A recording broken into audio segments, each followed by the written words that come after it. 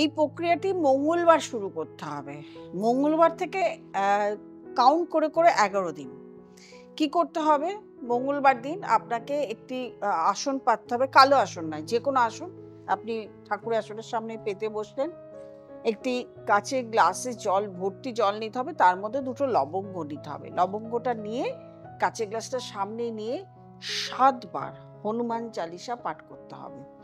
পাঠ করার পরে এই জলটা নিয়ে গিয়ে শিবের মাথায় ঢালতে হবে। আপনার ঘরে যদি শিব থাকে তো ভালো। আর না হলে মন্দিরে গিয়ে শিবের মাথায় জলটা ঢালবেন। আর এই লবঙ্গ দুটোকে আপনাকে রেখে দিতে হবে একটি জায়গায়। মঙ্গল, বুধ, বৃহস্পতি, শুক্র, শনি। ৫ দিন করলেন, করার পরে ১০ টা লবঙ্গ হলো। এই ১০ টা লবঙ্গকে আপনাকে একটি প্রদীপের মধ্যে সর্ষে তেলের প্রদীপ নিতে হবে। নিয়ে ১০ টা লবঙ্গকে দিয়ে পুড়িয়ে দিতে হবে। মানে জ্বালিয়ে অশ্বত্থ গাছের তলায় রেখে দিয়ে আসতে হবে।